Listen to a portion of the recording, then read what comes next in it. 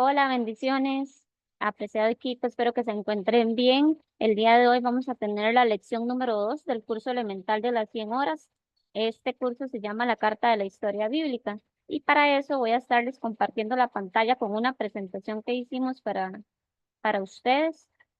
En esa presentación se va a apreciar, ¿verdad? Todo el contenido. Bueno, como les decía, se llama el estudio número 2, la Carta de la Historia Bíblica. Al final de la presentación yo voy a mostrarles la carta que se realizó o de qué se trata ese documento. Es un documento escrito que narra conceptos históricos en fechas, en años y demás, pero no se los puedo compartir ahorita porque tengo que salirme de la presentación. Ok, el nacimiento de Cristo. Este cuadro es muy parecido al de la carta, solo que de forma horizontal. Para aclararles, digamos, a donde está la letra C es el año cero, o sea, después de Cristo. Después de Cristo se empiezan los años como 1, 25, 100 años, 101, por ejemplo, hasta el año 33 estaba la presencia de Cristo cuando Él vino a la tierra. Pero antes de Cristo se reconoce con la letra C y después de Cristo con la letra DC. Entonces, en el manual van a obtener lectura bíblica. Se va a decir en el año tal antes de Cristo, en el año tal después de Cristo.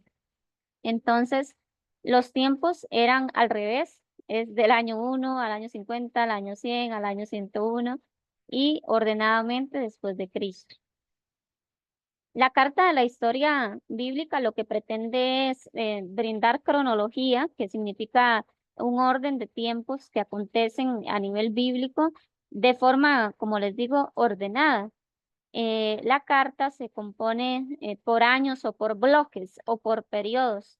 Entonces, por ejemplo, en la carta que yo les voy a mostrar al final van a ver un bloque de 100 años o de 200 años entre uno y el otro de forma horizontal.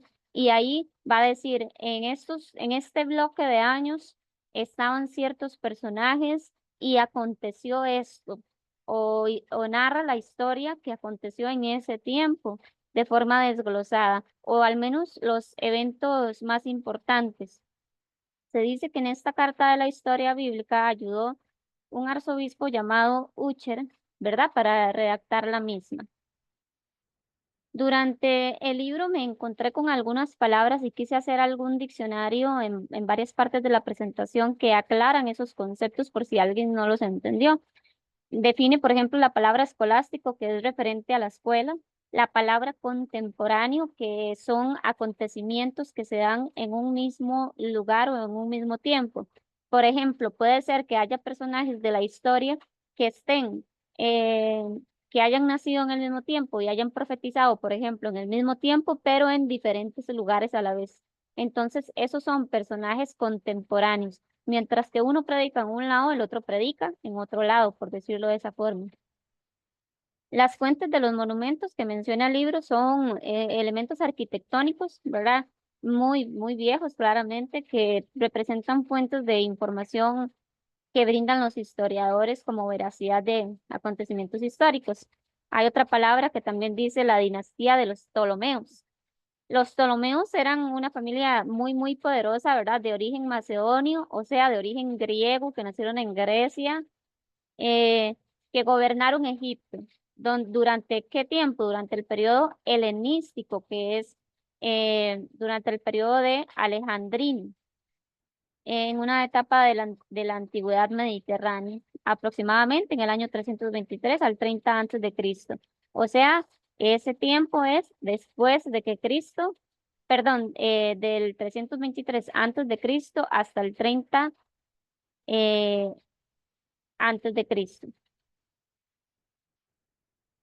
Hay otras palabras en el diccionario como helenístico, que era lo que yo les mencionaba ahora, que esta palabra se refiere específicamente a la cultura griega. La cultura griega se diferenciaba porque tuvo mucha evolución en arte, en poesía, en muchas cosas. Y también la palabra mesopotámico.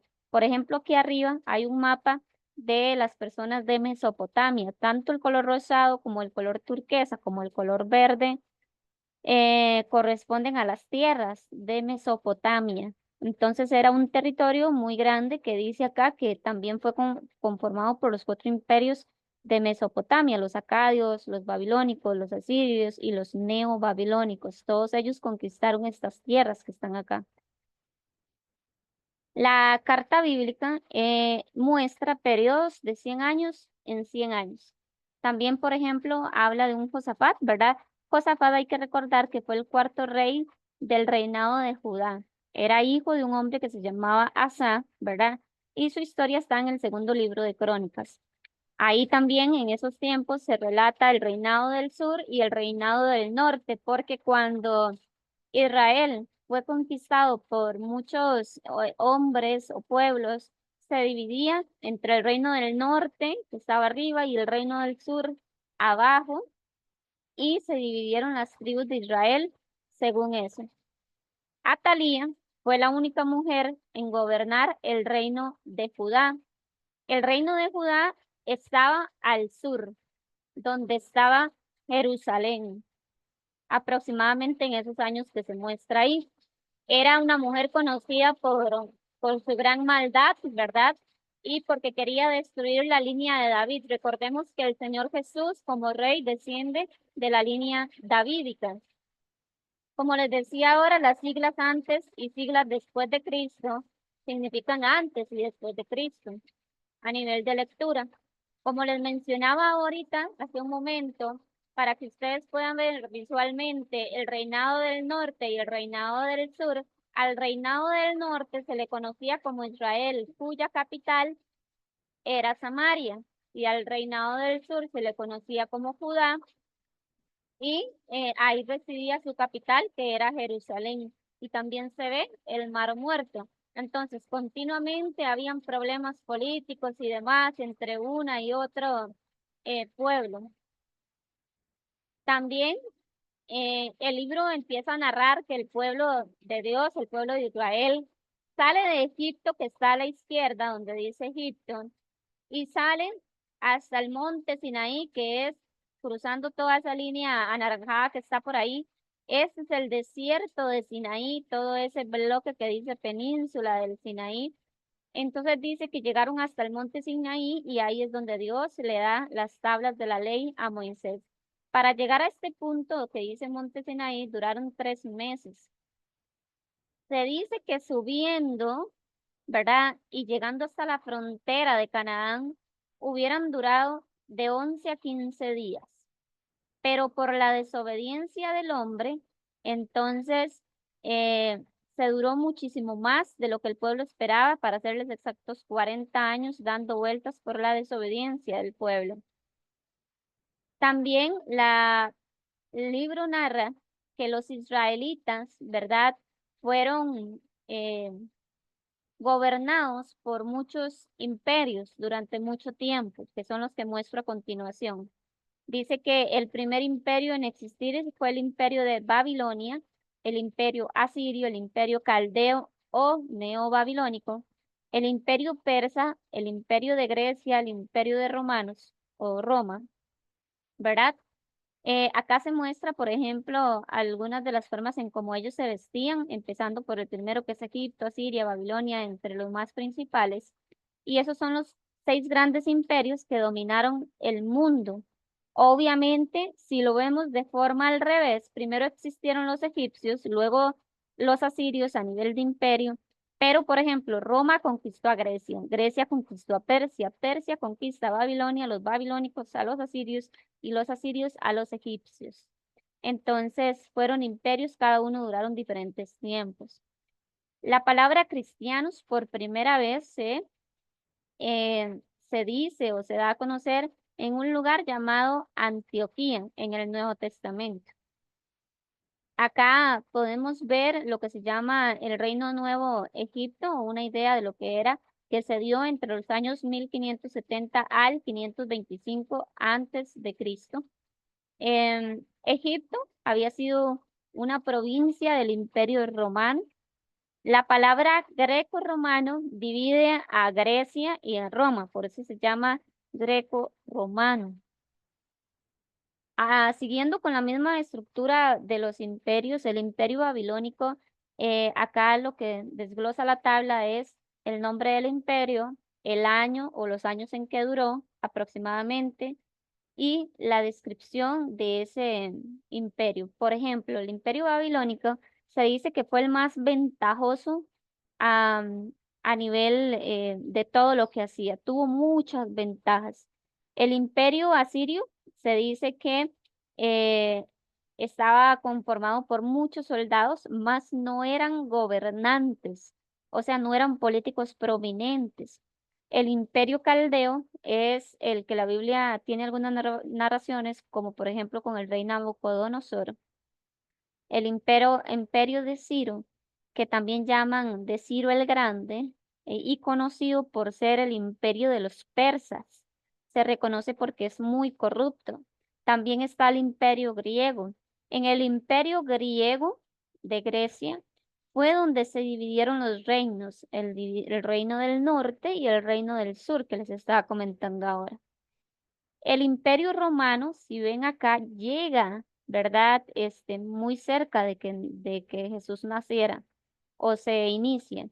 Y llega hasta después del Nuevo Testamento, como por el año 60 también o 30 después de Cristo.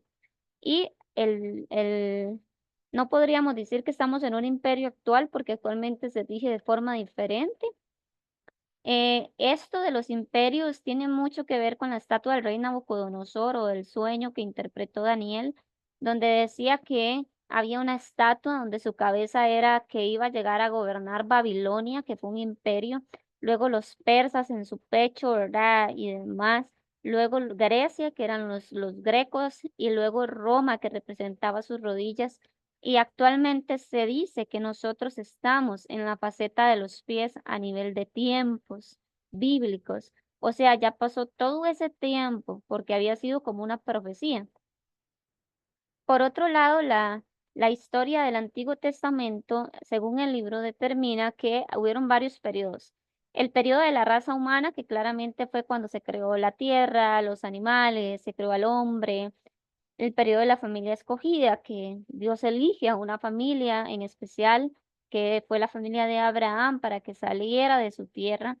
El periodo del pueblo israelita, que fue cuando el pueblo israelita anduvo en el desierto. El periodo del reino israelita, que cuando dice reino es porque estaban conformados con reyes, como el rey Saúl, el rey David, el rey Salomón, entre otros. Y el periodo de la provincia judía, que es ya Israel siendo una nación con política, con gobierno, entre otras cosas, que para eso duró muchísimos años.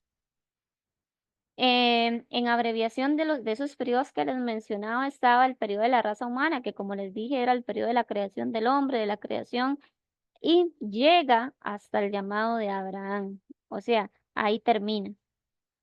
El periodo de la administración del hombre y la naturaleza, directa de parte de Dios. ¿Por qué se dice que hay una administración directa? Porque Dios le hablaba al hombre, le decía qué hacer, le decía cómo gobernar la naturaleza. Era una relación directa entre la voz de Dios y el hombre en aquel momento. Durante la creación, claramente se hizo en 7 días. En el primero se crea la luz, en el segundo el cielo, en el tercero la tierra y las plantas, en el cuarto los cuerpos celestes, en el quinto los animales del mar y todas las aves, en el sexto la creación de los animales terrestres y también al ser humano, y en el séptimo, pues Dios descansa. También en ese periodo se habla de la creación del hombre, del ser humano y demás. Se habla de que hay una caída. ¿De quién? Del hombre por el pecado, porque comió del fruto que Dios le dijo no comiera. Y debido a eso, ¿verdad? El pecado llegó a muchas generaciones, lo que se llama la caída. Eh, pues la primera civilización también, lo que es el periodo del diluvio, en el arca de Noé y demás, y la dispersión de las naciones que se dio en la torre de Babel.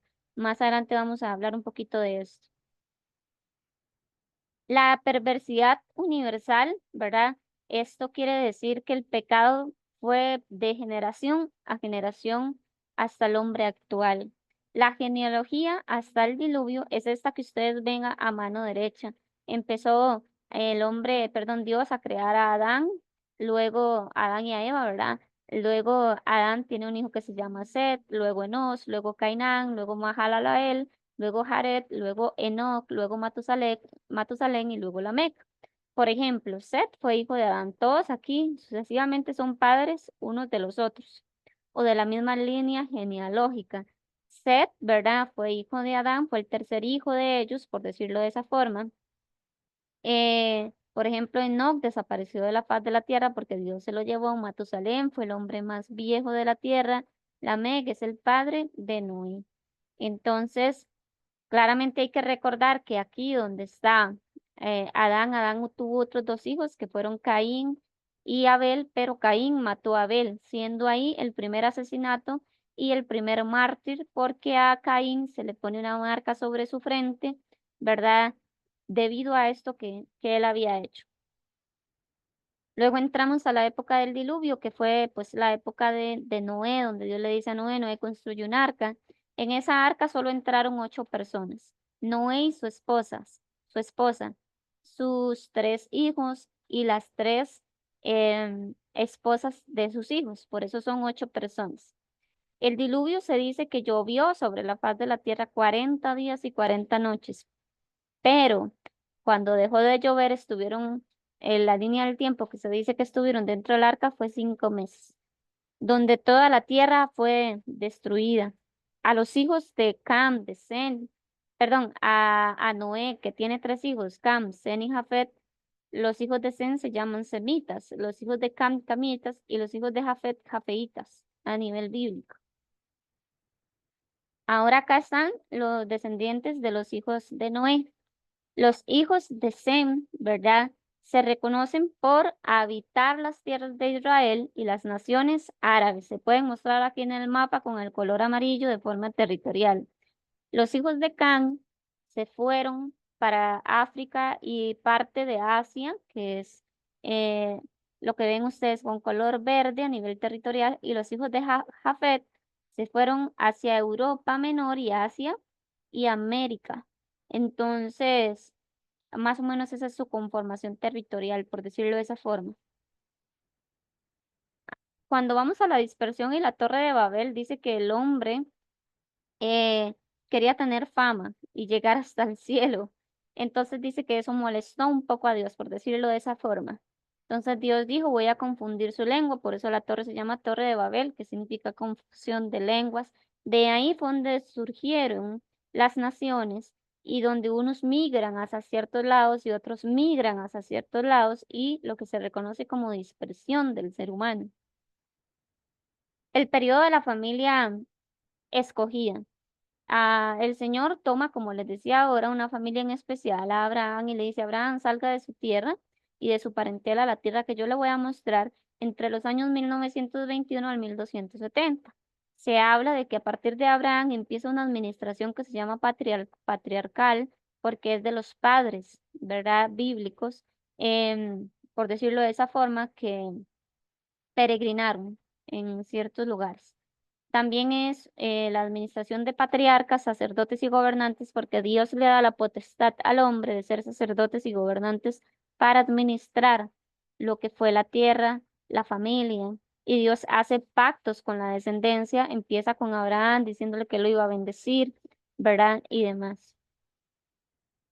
Los patriarcas, que fueron Abraham, Isaac, Jacob, en su mayoría, ellos hicieron viajes por diferentes lados. Acá a la izquierda ven un cuadrito que peregrinaban por el desierto, hacían paradas, por decirlo de esa forma. Luego tienen que viajar a Egipto por cuestiones de hambre, pero cuando estuvieron en Egipto, fueron muy oprimidos, muy, muy, muy oprimidos por los egipcios.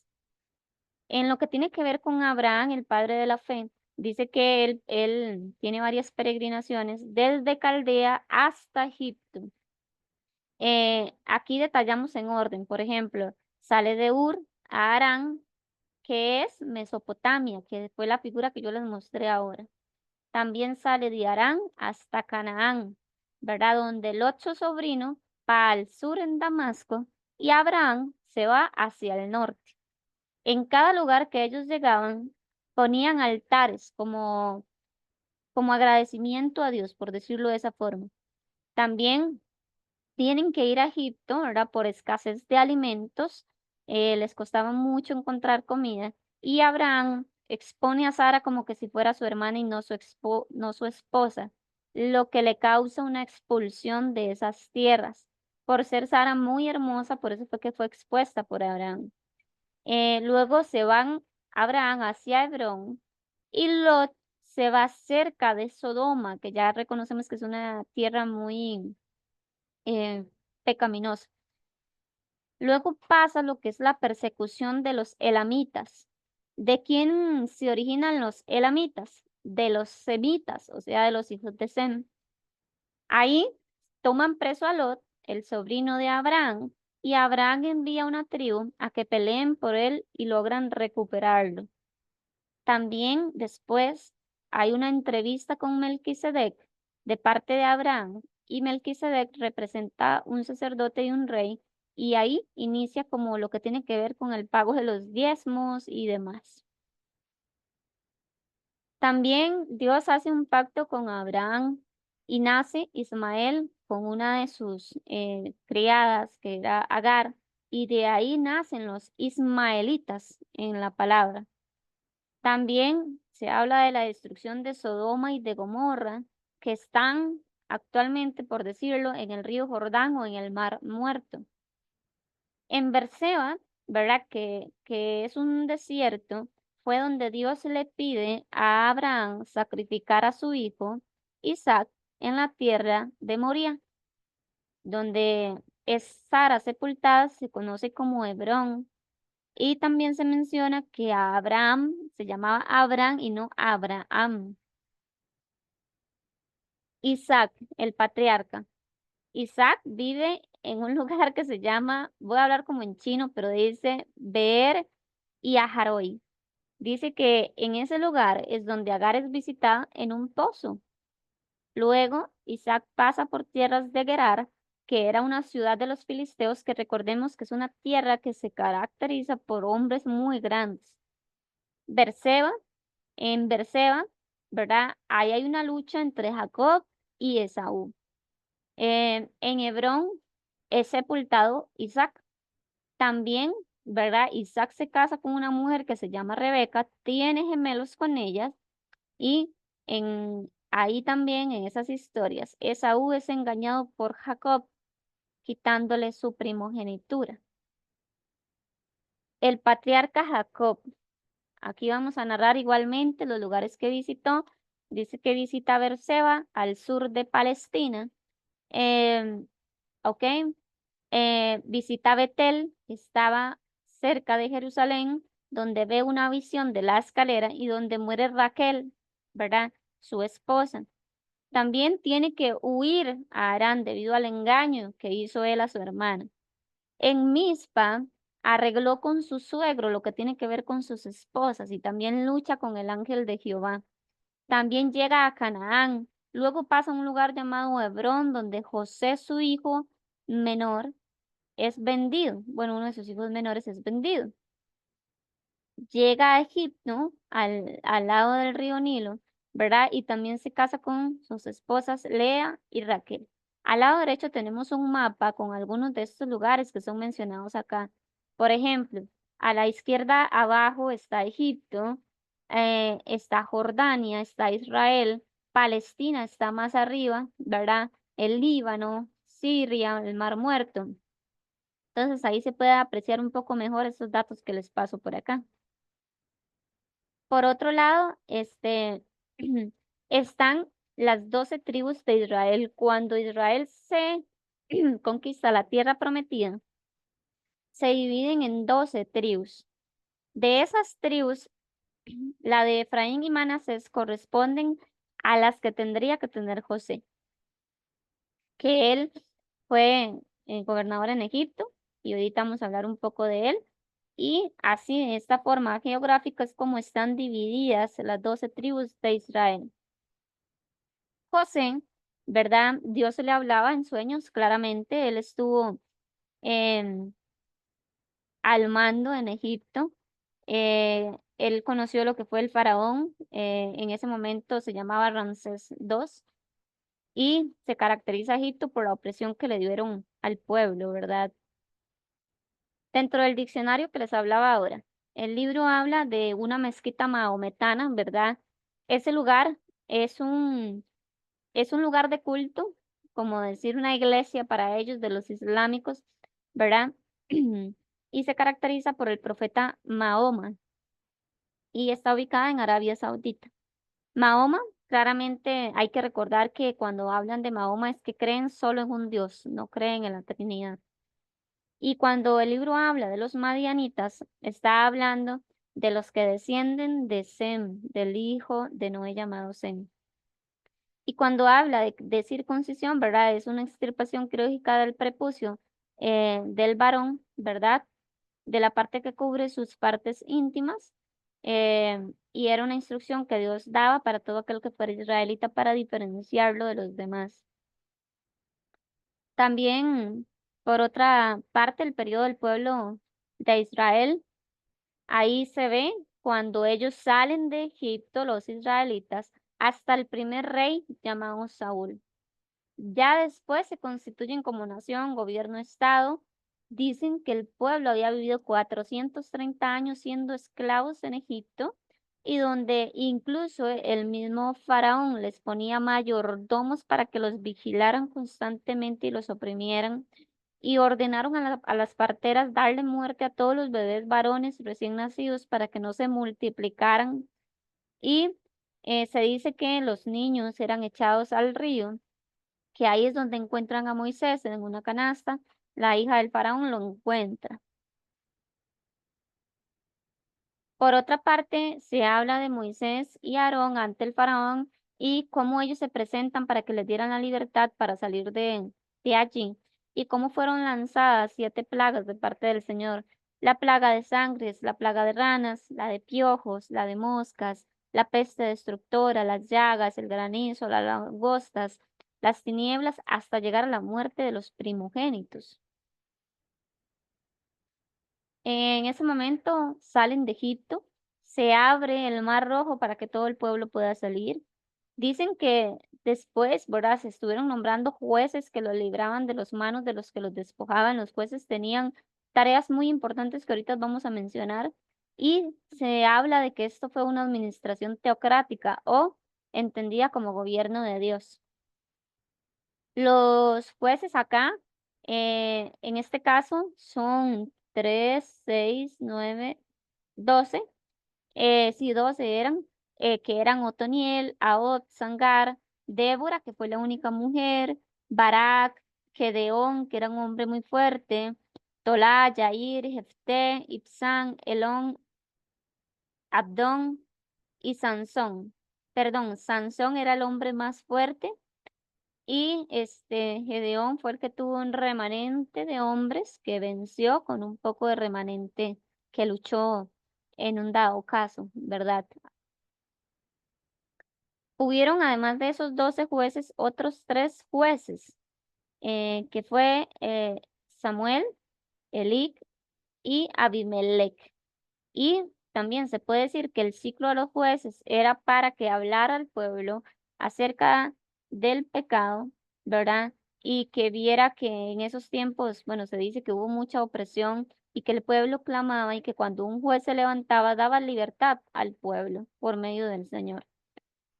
El rol era un rol militar, pero también eran administradores de la justicia y también eran líderes espirituales que dirigían el pueblo. Bueno, en, cuando salen de la tierra, perdón, cuando salen de Egipto, dicen que Dios desvía a los israelitas para que no pasen por tierra de los filisteos, porque había una guerrilla en ese momento, por decirlo de esa forma. Ya luego se conquista Canaán, se cruza el Jordán y se dice que hay estimado 15 jueces. También hay otras cosas que sucedieron, como las aguas en Maras, que Dios le dice este, al patriarca: "Hey, vaya y coja las hojas de determinado árbol y mézclalas con esa agua", y las aguas se endulzaron. También la parte de los codornices y el maná, con el que Dios alimenta al pueblo en el desierto. También que saca agua de la roca de Oreb. Luego, cuando Dios les da los 10 mandamientos al pueblo, que duran 3 meses para llegar, y donde Moisés estuvo 40 días en la montaña del monte Sinaí. También se habla de cuando Dios les indica que manden 2 espías y que solo Josué y Caleb vinieron con informes correctos o positivos. También habla de la rebelión de Coré, ¿verdad? Hablando de que no nos tenemos que rebelar contra los hijos de Dios, por decirlo de esa forma, y demás, y cómo la tierra se los tragó. Luego hay una plaga de serpientes que tenían que volver a ver una serpiente, un asta, hecha en forma de serpiente, recordando que tenían que ser obedientes a Dios. También se narra la historia de Moisés en el monte Nebo y que no se sabe acerca de su cuerpo.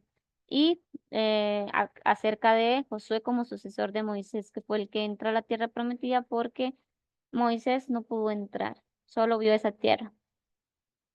Entonces, equipo, bueno, esa sería la presentación que yo tenía por acá. Les decía a ustedes que tenía, voy a compartirles también la carta de la historia bíblica que tengo por acá. Vamos a abrirla. La carta de la historia bíblica es esta que se ve en este momento en la pantalla y era lo que les decía. Por ejemplo, el año 2500 antes de Cristo al año 2000, leyéndola para atrás, del año 2500 al año 2000.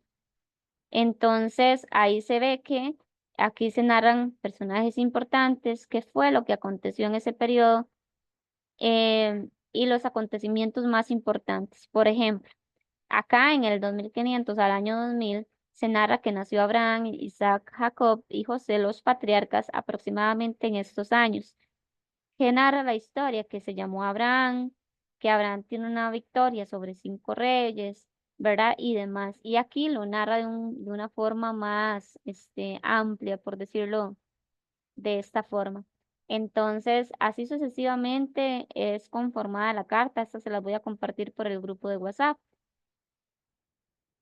Espero que haya sido de provecho esta clase para ustedes y que sea entendible. Si tienen alguna duda, déjenme saber y con mucho gusto yo les aclaro. Que Dios los bendiga enormemente.